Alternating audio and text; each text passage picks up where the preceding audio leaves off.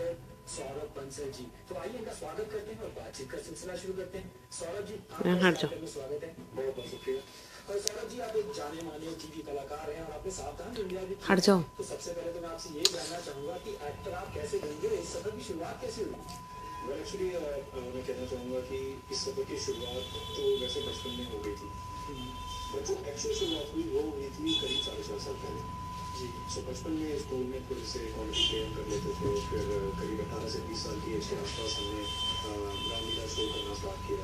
हम मीडिया का एक ग्रुप था, हमारे तो हमने रामलीला करना स्टार्ट किया। प्लेस करते थे कैरेक्टर प्ले करता था, बड़ा इम्पोर्टेंट कैरेक्टर रामलीला में मेघना का कैरेक्टर प्ले करता था। हमने बचपन में जब रामलीला देखते थे तो मेघना और रावण को देख के काफी थोड़ी डर भी आया करती थी। तो मेघना की कैसी वो जो हंसी होती थी वो बड़ी इनका इंटरव्यू है होती थी और बड़ी डराने वाली भी होती थी। तो अगर क्या आप कोई मेघनाथ का कोई डायलॉग सुनाना चाहेंगे?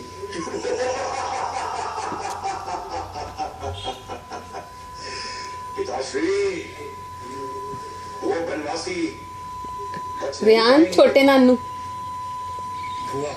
पुलिस इंस्पेक्टर है ना ये, तो आपकी मिलवाया था ना मैंने आपको इनसे। और आज आप सावधान इंडिया पे पहुंच गए, तो क्या आपके परिवार में से भी कोई इस फील्ड में जुड़ा हुआ है? नहीं, बिल्कुल नहीं। मैं अपनी दूर के फैमिली में एक फर्स्ट ऐसा मेंबर हूँ जो कि एक्टिंग लाइन में इस लाइन तक पहुंचा हूँ जी। सो फैमिली देखिए, 90% फैमिली जो अपने इंडिया में है वो मोस्ट इस करियर के अगेंस्ट में रहते हैं। वो एक्टिंग और मॉडलिंग को पसंद नहीं करते, क्योंकि इसमें कई बार ऐसा भी रहता है कि करियर सेफ नहीं रहता है, इस वजह से भी शायद उनका थोड़ा डर रहता होगा। हाँ, करियर देखिए इसमें थोड़ा उतार चढ़ाव थोड़ा ज्यादा है, इसमें थोड़ा ज्यादा है। आपका लक या तो बहुत ज्यादा आपके फेवर में है तो हो सकता है कि आपको प्रोजेक्ट बहुत जल्दी मिल जाए। कुछ लोगों को प्रोजेक्ट थोड़ा स्लो मिलते हैं, बट इसका मतलब ये नहीं कि काम नहीं मिलता, काम जरूर मिलता है जी। आपको कब एहसास हुआ, क्योंकि हर इंसान की जिंदगी में एक मोमेंट होता है जब उसको ये रियलाइज होता है कि नहीं मुझे यही काम करना है, तो आपकी जिंदगी में भी जाहिर तौर पे वो मोमेंट रहा होगा। तो आपको कब ये एहसास हुआ कि नहीं मैं सिर्फ एक एक्टर ही बनूंगा और कुछ नहीं? ये रियलाइजेशन हुआ था जैसा मैंने अभी थोड़ी देर पहले बोला, करीब 4.5 साल पहले जी। मैं एक्चुअली ट्रैवल कर रहा था मेट्रो में, दिल्ली मेट्रो में। सो एक मेट्रो स्टेशन पे मैंने एक ऐड देखी एक्टिंग ऑडिशन की। सो उसमें एक कॉमेडी सीरियल के लिए एक्टर्स कास्ट किए जा रहे थे जी। ऑलरेडी डेट्स निकल चुकी थी प्रोफाइल भेजने की, मुझे ये तक नहीं पता था प्रोफाइल कैसे भेजना है का, बट मैंने उसको देख के अपना देर सवेर अपना प्रोफाइल उनको कैसे भी बना के भेजा। वहाँ से मुझे ईमेल आया और उन्होंने मुझे ऑडिशन के लिए बुलाया। तो मैं वहाँ गया ऑडिशन के लिए, तो मेरा एक्चुअली वो एक्सपीरियंस बहुत ही अल्टीमेट रहा ऑडिशन का जी। सो वो ऑडिशन इतना अच्छा गया मेरा, हालांकि वो प्रोजेक्ट बना भी नहीं, रोल के लिए ऑडिशन कर रहे थे। उस टाइम पे कैरेक्टर नहीं डिसाइडेड था। उस टाइम पे सिर्फ ये था कि कॉमिक कैरेक्टर है, कॉमेडी सीरियल है, तो आपको अपनी खुद की कॉमेडी स्क्रिप्ट तैयार करके आनी है और उसको वहाँ पर प्ले करनी है जी। वही मैंने किया। तो उस दिन के बाद से एक पैशन अंदर अपने आप से क्रिएट हुआ। तो वो ऐसा पैशन क्रिएट हुआ कि मैं मॉर्निंग टू नाइट मैं सिर्फ एक्टिंग के बारे में सोचने लगा जी। तो उसके चलते मैं धीरे धीरे कुछ अच्छे लोगों के कांटेक्ट में आया, कुछ फेक लोगों के कांटेक्ट में भी आया जिन्होंने पैसे मुझसे लिए और मुझे कभी कुछ काम भी नहीं दिया। और जो अच्छे लोग मेरे कांटेक्ट में आए वो मैं समझता हूँ कि वो एक रीज़न है जिसकी वजह से मैं यहाँ तक पहुँच पाया जी। और अगर मैं ब्रेक की बात करूं, क्योंकि ऑब्वियसली आपने सावधान इंडिया की, आपने बताया आपने शॉर्ट मूवीज भी काफ़ी सारी की, तो आपको आपका पहला ब्रेक कब मिला और वो एक्सपीरियंस कैसा रहा जब आपको ब्रेक मिला, जब आपने पहली बार अपने आपको टीवी पे देखा? पहला जो एक्सपीरियंस था वो बड़ा अल्टीमेट था, क्योंकि जो जैसे मैंने बोला कि कुछ अच्छे लोग मेरे कॉन्टैक्ट में आए, तो जो वो अच्छे लोग कॉन्टैक्ट में आए उनके जरिए मैंने अपना पोर्टफोलियो बनवाया था जी। उन्होंने एक डायरेक्टर से बात की जो कि उस टाइम पे 48 आवर फिल्म प्रोजेक्ट के लिए शॉर्ट फिल्म्स बना रहे थे। सो उनसे बात हुई, तो उनसे मेरे लिए उन्होंने फ़ोन पे बात की। सो मज़े की बात यह है, पहला प्रोजेक्ट था और मैंने उसका ऑडिशन तक नहीं दिया, उन्होंने मेरा ऑडिशन तक नहीं लिया, उन्होंने मेरी पिक्स तक नहीं देखी, क्योंकि इन्होंने बोला कि एक अच्छे आर्टिस्ट हैं जो आपके लिए काम करना चाहते हैं। उन्होंने मुझे पहला ब्रेक दिया, मैंने वो फर्स्ट शॉर्ट फिल्म की और उसके बाद धीरे धीरे और प्रोजेक्ट में करने लगा, ऑडिशन पे ऑडिशन देने लगा, फिर धीरे धीरे कॉर्पोरेट फिल्म तक पहुंचा, प्रिंस किए, एक फीचर फिल्म की, फिर सावधान इंडिया किया। तो सफर बहुत अच्छा रहा, मतलब अपने आप को बिल्कुल, ये तो सौभाग्य की बात है। तो जो आपने बताया कि आपने एक छोटी सी शॉर्ट फिल्म की, तो क्या उस फिल्म का एक डायलॉग आप हमारे दर्शकों को सुनाना चाहेंगे, क्योंकि हम तो बहुत उत्सुक हैं। हाँ, एक मेरी शॉर्ट फिल्म थी अनदर साइड, उसका नाम था अनदर साइड, और वो उसका जो सब्जेक्ट था बड़ा इमोशनल सब्जेक्ट था जी वो उनके लिए था जो जो रियान? जिंदगी से निराश हो चुके हैं, डिसअपॉइंट हो जाते हैं, डिसहार्टन हो जाते हैं और वो खुदकुशी करने लगते हैं। सो हम उस फिल्म के जरिए ये उन लोगों को एडवाइस करना चाहते थे कि सुसाइड इज नॉट, फिर से आगे so there must be another side to the story. बिल्कुल देखिए बैठो। सो उसका एक फिल्म का शॉर्ट फिल्म का एक डायलॉग है जी जो मैं करना चाहूंगा। जी जरूर सुनाइए।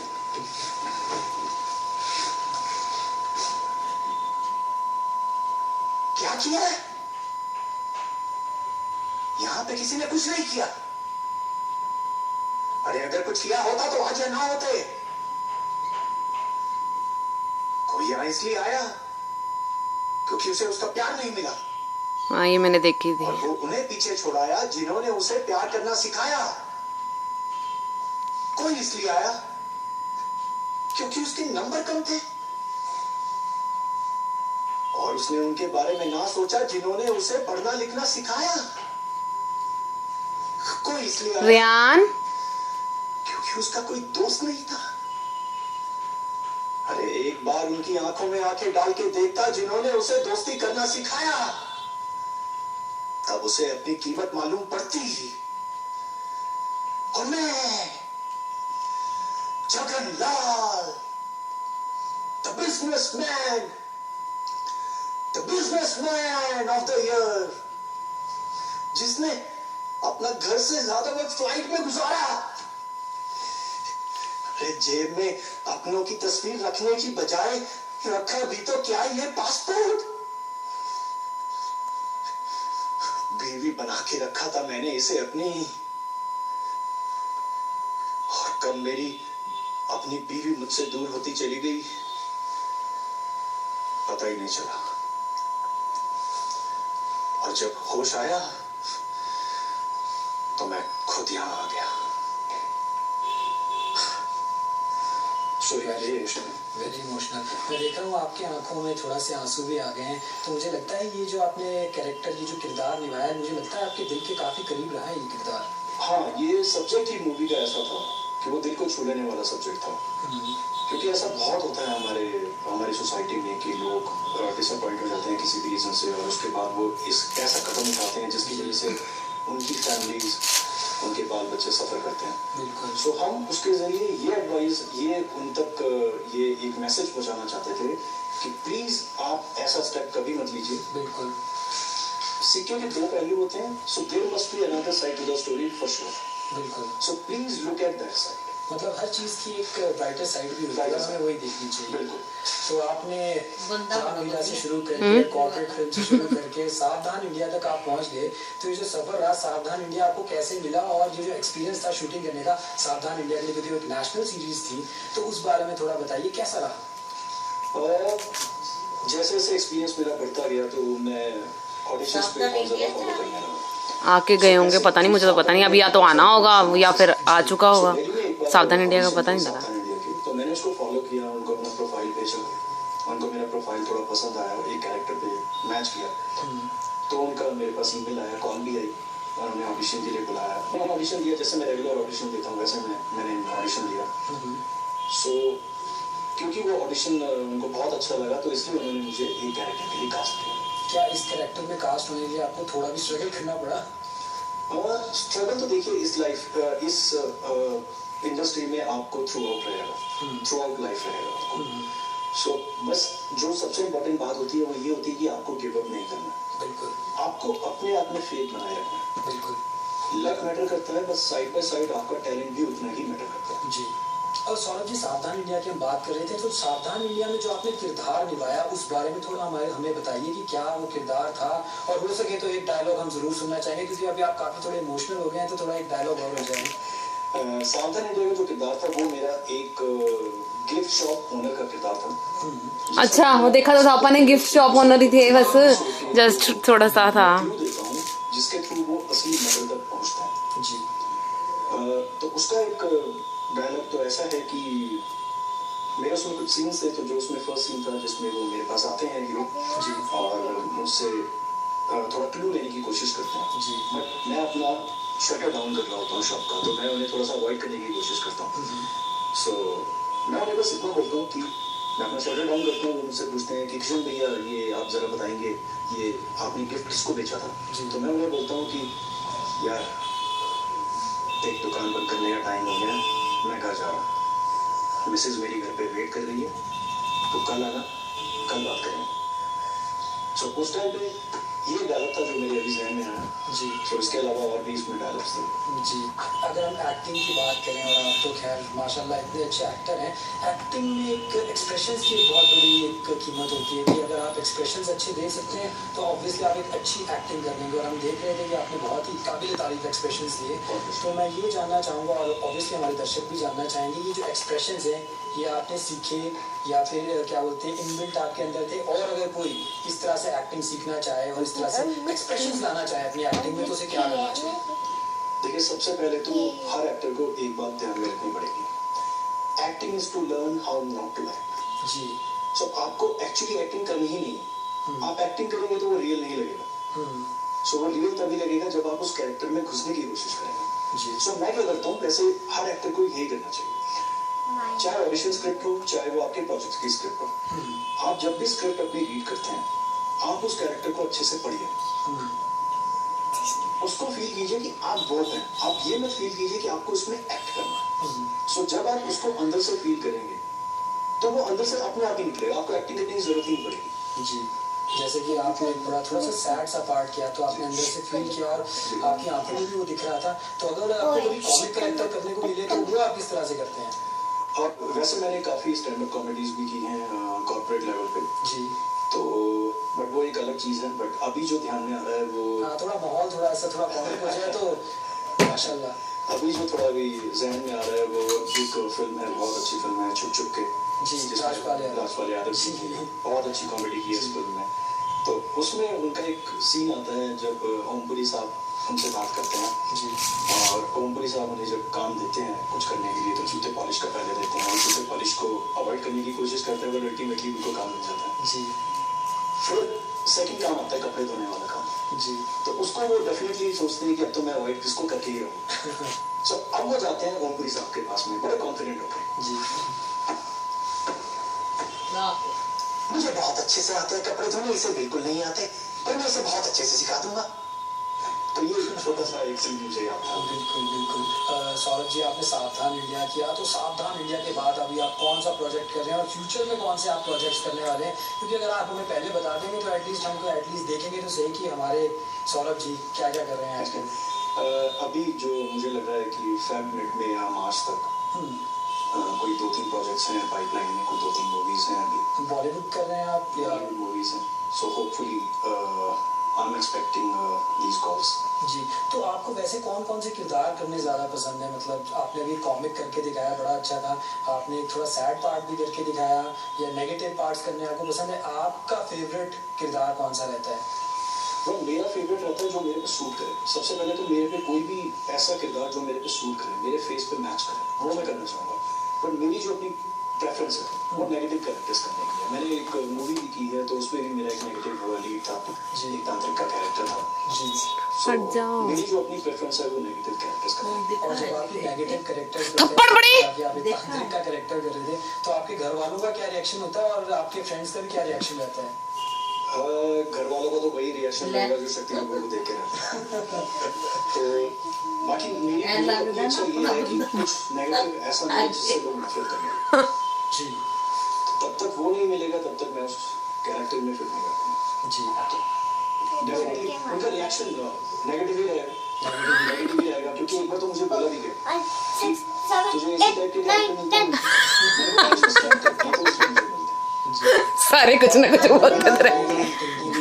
रियान हटेगा कि नहीं? अगर हम उंगली आ रही तेरी। फील्ड की भी बात करें तो इंसान के अंदर एक मोटिवेशन और एक इंस्पिरेशन होना बहुत जरूरी होता है सफलता के लिए। तो आपके जीवन में मोटिवेशन और इंस्पिरेशन क्या थी कि आप बहुत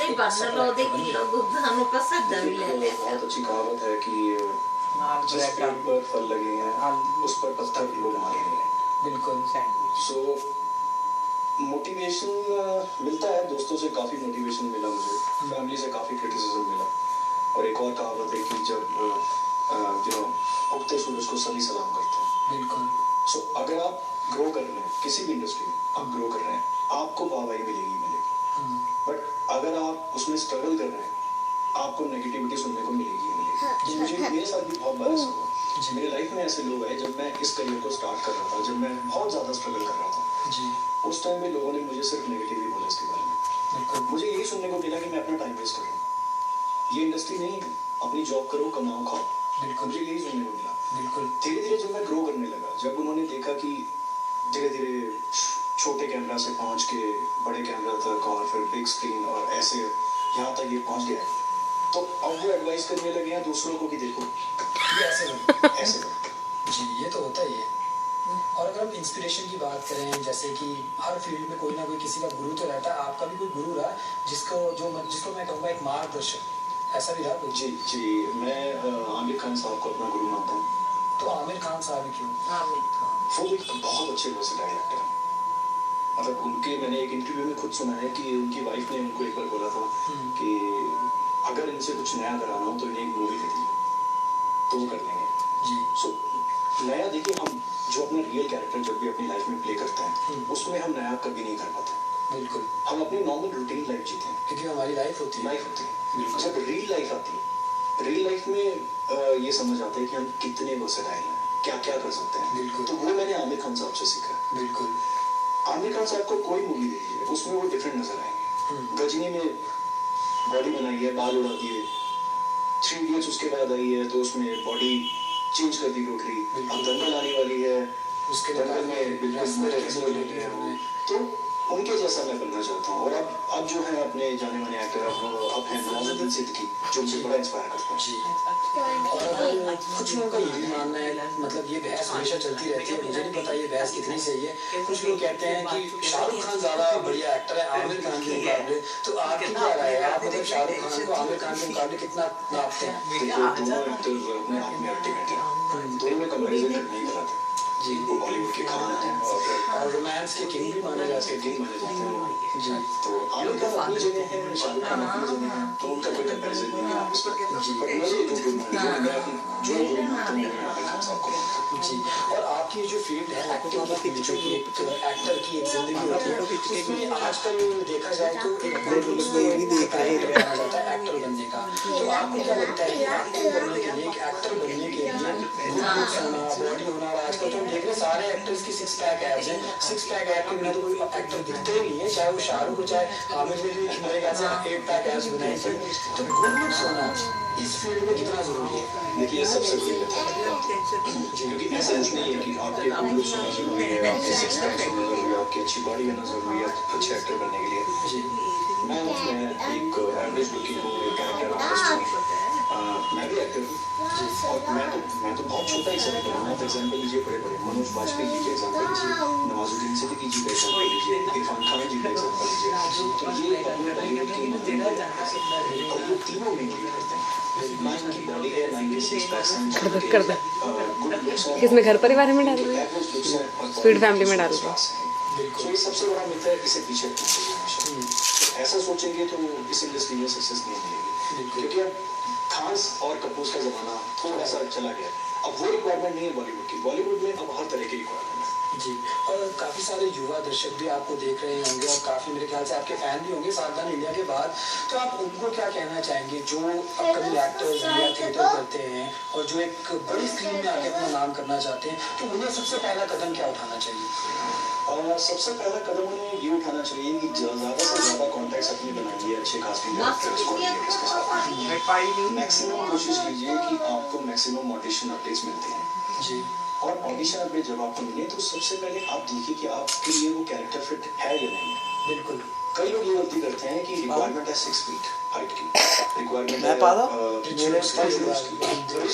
तो क्या मेरे में भेज दो, उसमें रिच लुक्स की जरूरत है। मम्मा को दो। आप पे किसी का रिप्लाई आया because I have Honda City. So Honda City having a Honda City doesn't mean that you have rich looks. अपने कैरेक्टर को समझना जरूरी है, कैरेक्टर को समझना जरूरी है। उसकी रिक्वायरमेंट है रिच लुक्स, मतलब कॉर्पोरेट लुक्स की रिक्वायरमेंट है। उसका कॉम्प्लेक्शन फेयर होना चाहिए, उसकी हाइट अच्छी होनी चाहिए, उसकी फिजिक अच्छी होनी चाहिए। जरूरी नहीं कि उसके 6 पैक्स हों, बट फिजिक अच्छी होनी चाहिए। अब उसमें अगर कोई 5.5 फुट का मेरे जैसा एक्टर अप्लाई करेगा, वो वैसी प्रोफाइल रिजेक्ट करेगा। तो सबसे पहले देखने की जरूरत है कि रुकोगे कि नहीं? नहीं। आपके कैरेक्टर पे फिट हो रही है नहीं। जी, और अगर हम शिमला के लोगों की बात करें और हिमाचल के लोगों की बात करें, क्योंकि जो मैक्सिमम ऑडिशंस होते हैं, जो कि जिसको कहते हैं कि गेटवे है आपके फिल्म या टीवी इंडस्ट्री में आने का, तो मैक्सिमम ऑडिशंस या तो चंडीगढ़ होते हैं या दिल्ली होते हैं या मुंबई होते हैं। तो हम लोगों को, हिमाचल के लोगों को क्या करना चाहिए कि हम भी जाके बॉलीवुड में अपना झंडा गाड़ दें? देखिए, ये तो बात सही है कि जो मैक्सिमम ऑडिशन और मैक्सिमम प्रोजेक्ट मिलेंगे वो मुंबई में मिलेंगे। जी, उसके बाद काफी हद तक प्रोजेक्ट आजकल दिल्ली में भी है, चंडीगढ़ में भी आजकल काफी ऑडिशन होने लग गए हैं। सो ये प्रोजेक्ट टू प्रोजेक्ट डिपेंड करेगा कि जो लोग हिमाचल में रहते हैं, अब हो सकता है कि उनकी जो ऑडिशन वीडियो है वो कास्टिंग डायरेक्टर मंगा ले। जी, मतलब कि आप कह रहे हैं कि सोशल मीडिया पे एक अपकमिंग एक्टर को अवेयर रहना बहुत जरूरी है कि क्या हो रहा है। बिल्कुल, उसी से ही उनको मैक्सिमम ऑडिशन अपडेट्स आएंगे। जी, सो जब वो अपने ऑडिशन जो लिंक्स वगैरह या अपने प्रोफाइल पिक्चर्स वगैरह जब वो किसी कास्टिंग डायरेक्टर या कॉन्ट्रैक्टर को भेजें, सो ऐसा हो सकता है कि वो उनके ऑडिशन वीडियो ही मंगवा लें, उनको एक स्क्रिप्ट दे दें मेल करके और उनसे ऑडिशन वीडियो वो मंगवा लें, जिससे उनको ट्रैवल ना करना पड़े, जो कि वो घर में बैठ के अपना शूट करें और अपना ऑडिशन वीडियो भेज दें। बट ये होता है बड़ा रेयर सिचुएशन। मैक्सिमम जो होता है वो कास्टिंग डायरेक्टर्स यही चाहते हैं कि जो एक्टर है फिजिकली वहाँ प्रेजेंट हो, जिससे वो उसके एक्चुअल लुक्स देख सके और उनकी एक्टिंग एक्चुअली देख सके। सो देखिए, ये तो बात है कि आपको कम्यूट तो करना पड़ेगा। अगर आपको अच्छे प्रोजेक्ट चाहिए तो आपको मुंबई दिल्ली कम्यूट तो करना पड़ेगा। जी, और अगर मैं टिप्स की बात करूं, क्योंकि आप एक एक्टर हैं और जो अपकमिंग थिएटर कर रहे हैं या टीवी भी कर रहे हैं, तो उन्हें अपनी एक्टिंग को एक बिल्कुल हाई लेवल पे ले जाने के लिए क्या क्या करना चाहिए? सबसे पहले तो देखिए, कैरेक्टर पर फिट होना बहुत जरूरी है। आप कैरेक्टर में घुसिए। जब आप कैरेक्टर में घुसेंगे तो आपसे वो नेचुरली आप उसको एक्ट कर पाएंगे। जी, सेकेंडली डेफिनेटली देखिए, ये कुछ इंस्टीट्यूट्स हैं all over the world, all over India कि कुछ एक्टिंग अच्छे इंस्टीट्यूट्स हैं, जैसे कि NSD है, नेशनल स्कूल ऑफ ड्रामा है, और बहुत अच्छे थिएटर्स भी हैं कई। सो लोग उनको ज्वाइन करके सीख सकते हैं। कई अच्छे एक्टिंग इंस्टीट्यूट्स भी हैं आजकल, KG इंस्टीट्यूट बहुत अच्छे हैं, कई इंस्टीट्यूट्स हैं, उनको ज्वाइन करके भी वो सीख सकते हैं। सबसे पहले उनको ये देखना पड़ेगा कि एक्चुअली वो चाहते क्या है, वो सच में एक्टर बनना चाहते हैं या नहीं बनना चाहते। जी, और ऑडिशन की अगर हम बात कर रहे हैं तो ऑडिशन के कोई टिप्स देना चाहिए, किस तरह से हमें एक सफल ऑडिशन देना चाहिए, क्योंकि कई लोगों को ऑडिशन देने का क्राइटेरिया ही नहीं पता होता है किस तरह से ऑडिशन दें। देखिए, ऑडिशन में जो सबसे बड़ा डर होता है वो होता है कैमरा को फेस करने का डर। कैमरा एक ऐसी चीज होती है जो कि डेड होती है, बिल्कुल, उसके कभी एक्सप्रेशन नहीं होते। बिल्कुल, आप कैमरा को देख के जब भी बात करेंगे, बिल्कुल, आपको कोई रिएक्शन नहीं मिलने वाला। आप हंस रहे हैं चाहे रो रहे हैं, उसका रिएक्शन फ्लैट रहेगा। वहां पर जाकर एक्टर कॉन्शियस हो जाते हैं। जी, सो सबसे पहले आप प्रैक्टिस कीजिए कि आप कैमरा को अपना फ्रेंड बना सके, कैमरा फ्रेंडली बनिए। तो उसके लिए क्या करना चाहिए? मतलब कोई कुछ लोगों का मानना है कि आप घर पे मिरर के आगे या अपने फोन पे ही अपनी वीडियोस लेते रहे, तो क्या वो एक तरह से क्राइटेरिया हो फोन पे वीडियोस लेना नहीं कहूँगा कि सही है, बट हाँ, मिरर के आगे आप प्रैक्टिस जरूर कर सकते हैं। और इसके अलावा एक और प्रैक्टिस हो सकती है कि जैसा आपने बोला रिकॉर्डिंग करना, तो आप अपने फोन पे मत कीजिए। जी, दूसरा, एक कोई आपका फ्रेंड या कोई और रिलेटिव आपका वो वीडियो रिकॉर्ड करें। आप कोई भी डायलॉग मूवी या सीरियल में से उठाइए जो आपको अच्छा लगता है, उसकी आप प्रैक्टिस कीजिए। अभी नहीं आई, अभी पूरी आ जाना। सौरभ जी, हमारे कार्यक्रम का समय समाप्त हो चुका है, तो जाते जाते फटाफट हमारे दर्शकों को क्या संदेश देंगे आप? मैं यही कहना चाहूँगा कि सबसे पहले तो अपने आप पे विश्वास रखिए, कभी गिव अप मत कीजिए, ये एटीट्यूड बनाए रखिए, हमेशा मेहनत कीजिए। और पेरेंट्स को मैं ये कहना चाहूँगा कि आप अपने बच्चों को जो वो चाहे वो करने दीजिए, उन पे विश्वास रखिए। जी, सौरभ जी, आप हमारे इस कार्यक्रम में आए उसके लिए बहुत बहुत शुक्रिया। बहुत बहुत शुक्रिया। तो दर्शकों, ये थी आज की दिलचस्प मुलाकात। अब मुझे दीजिए इजाजत। नमस्कार।